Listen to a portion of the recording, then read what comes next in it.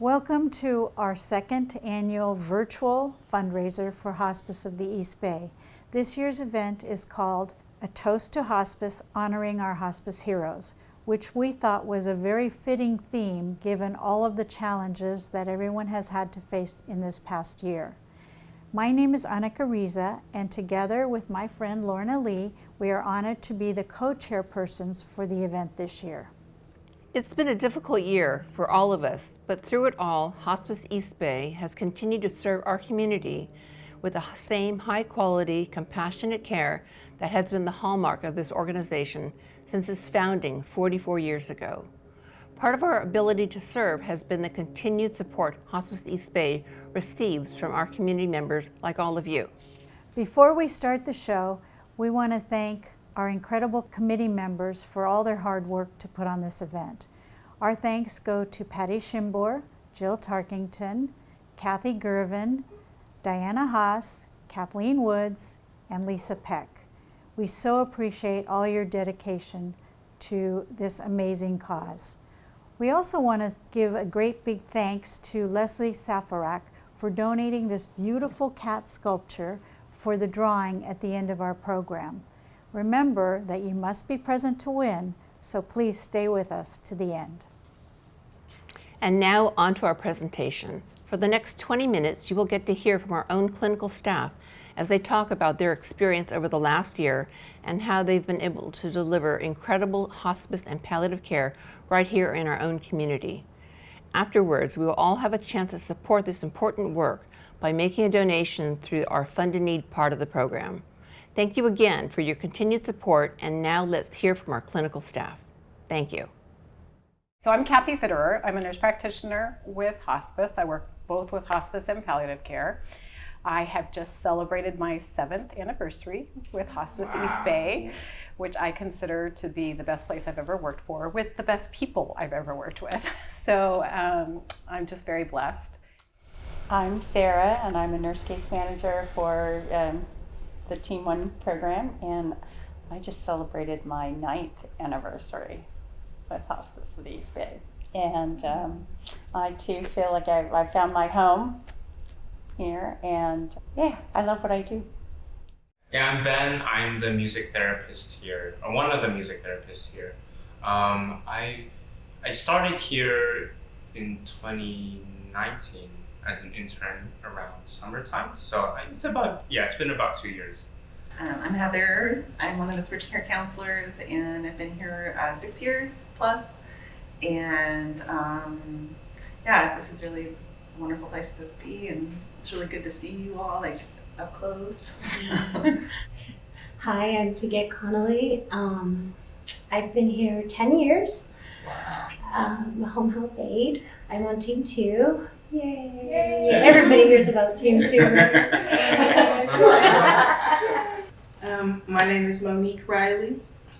It's my brand new name. I've been at Hospice of the East Bay 9.5 years. It'll be 10 years this December. Hospice is my passion. Something, I don't know if it's new, but something that I found a deeper appreciation for over the past year was to definitely be more present with the people in my circle and, have a deeper appreciation for them.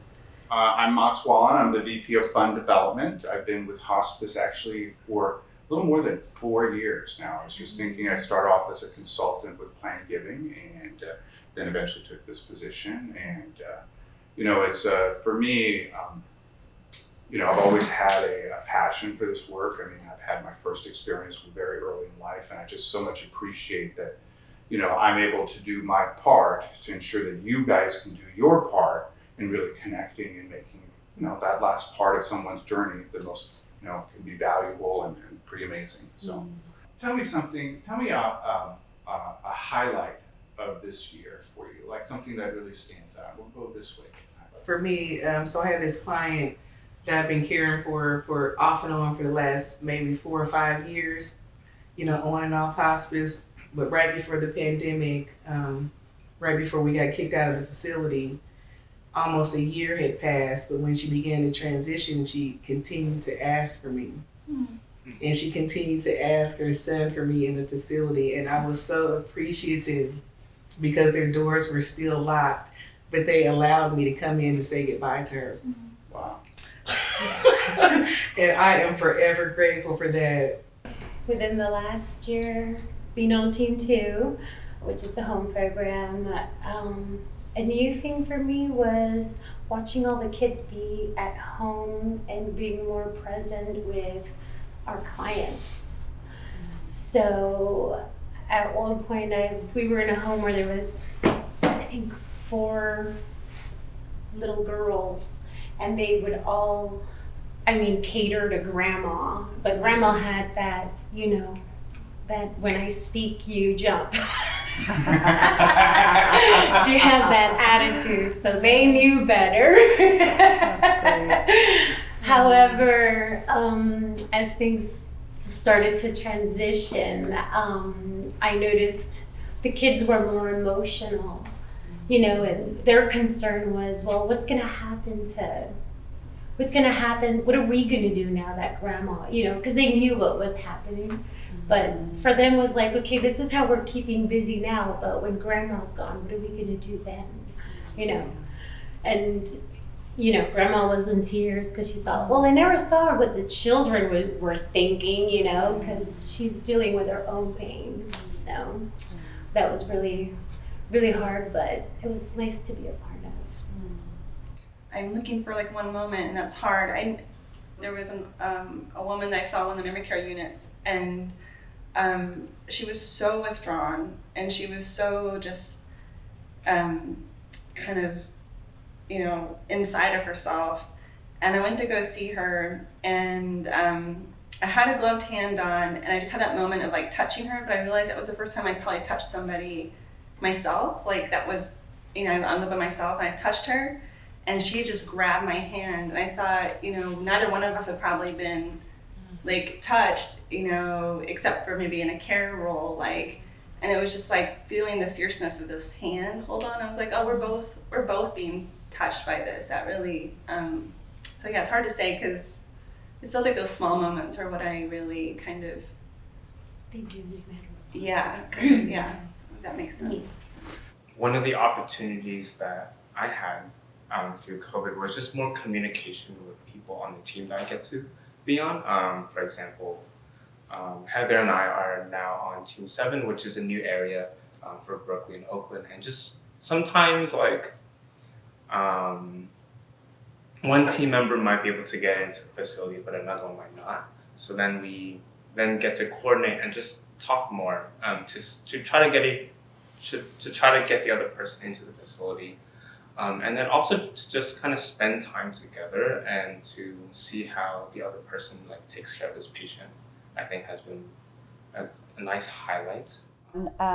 It's both the highlight and the low light of this whole COVID experience has been, I work, even though we're technically the home program, most of my patients are in 2 facilities, and the residents were locked in their rooms, and they had minimal interaction with staff, and they were so isolated and frustrated, and couldn't see their families. And so being able to be one who could go and interface with them and communicate how they're doing with their families, and just so many powerful experiences through that, just in their own isolation, they needed so much from us, and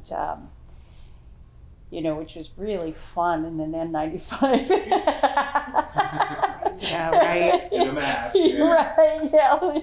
If you've ever spent a couple of hours in an N95, but you just want to tough it out and stay as long as you could because you knew they needed it so badly. They needed that contact. It was kind of a lifeline. And, again, I think we had more deeper interactions as a result of it.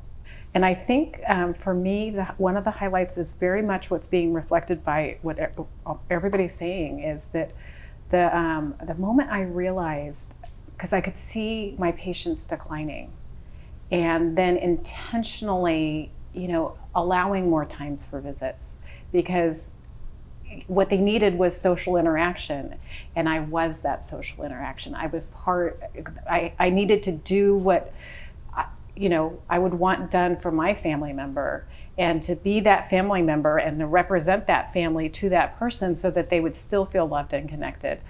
And then sharing that, or bringing via FaceTime or phone call the family members into it. But when you've got somebody with dementia, that technology doesn't work really well. But that overwhelming gratitude of our families for our presence, for us being in there and representing them and passing on their love and their stories. And it was just a very big moment. And so I would love to hear if there's anything like that somebody asked you, during the pandemic, from your workspace, what do you, what is a story you remember most, or what is something that you kind of, reflect back on at that time? I had this one patient over in the Rossmore community. This patient, he played piano by ear, and even though he had Parkinson's, his hands, they still moved very well. So every morning this patient would get up and he would play a bunch of love songs for his wife in the morning. His wife's name is Sue. There was one song that he would play that I did not recognize, and his wife Sue said, "Oh, that's the song that he wrote for me when we first got married." And every morning he would play this song he calls Sue Song for her. So as I made more visits with him, I noticed that he would spend less time on the piano, and eventually he was just really tired, so he would kind of sit on the side and just listen. And one of the things that Sue mentioned was, I wish we got a recording of this song earlier. They do have a recording of it a bit later into his disease. What I had the opportunity to do was to hear this recording, and I got it on my phone, and then I took it home and I wrote out the notes for this song that he wrote for her, because he played by ear, so he didn't have it. He just had it in his head and he would just play it for her. So I was able to take a listen and put it onto paper, and to present after he passed, to present the song to Sue, so that she could have it. And what she told me was that she actually also plays piano. I didn't know this about her. And she said, when I'm ready, I want to learn this song that he wrote, that he made for me. And that's the story with Sue's song, that it's this song that connected this patient with his wife. And it is also now a part of her process of grief. I was going out to do a patient that we had just taken onto our team to help out Team 2 because they were so overwhelmed and we were in a little better place. And so it was my first time meeting this patient. She lived at her daughter's house, and the patient had COVID. She was on service for a lung disease. She was in her high 80s. So full PPE going in. And so here I'm out by my car getting all suited up, and I walk into the door and meet with the daughter, and her husband, who of course also lived because it was their house, has mild dementia. And so he's sitting in his easy chair as I'm going back towards where the mother was in a room, and he says, "Ha! The astronauts are here!"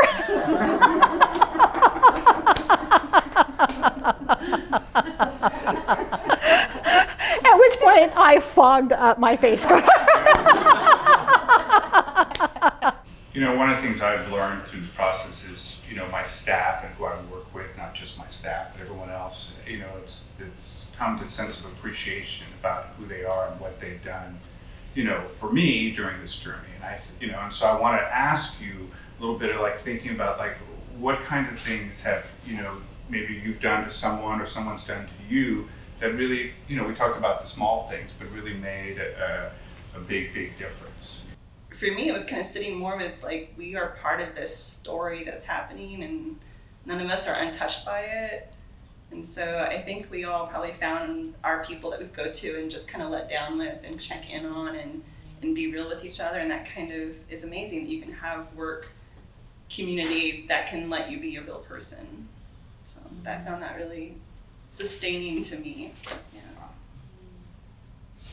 Something that I also found was kind of fun in a way was trying to just brainstorm like what works during visits and what doesn't. Like, oh, I saw this person, like, I sat on their front porch and they're inside and there's just like this screen door, like, does that work?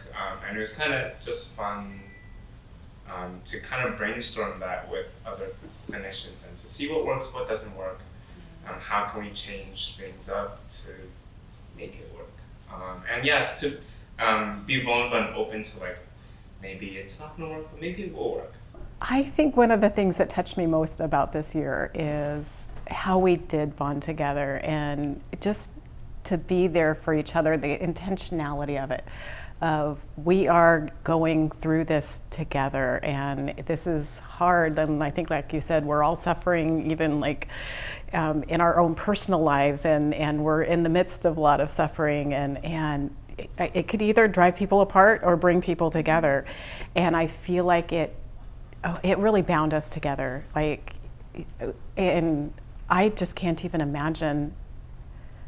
It wasn't this way in a hospital, and I hope the hospital nurses had that kind of support with each other, but I just can't even fathom another workplace where we would have that much bonding together and supporting of each other and encouraging each other, and we would even get it from our families, because you know, everybody was going through it together, and so the phrase that captures it for me was that I heard throughout the year, whether it's me leaving the office and Cheryl, our team secretary, saying, be safe out there.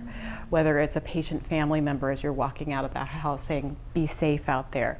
And that whole thing of you know, everybody's trying to put that energy of protection around each other. When the pandemic hit, it's like the rest of the world joined hospice. Yes. You know, all of a sudden it wasn't just isolated, you know, one person passed here, one person.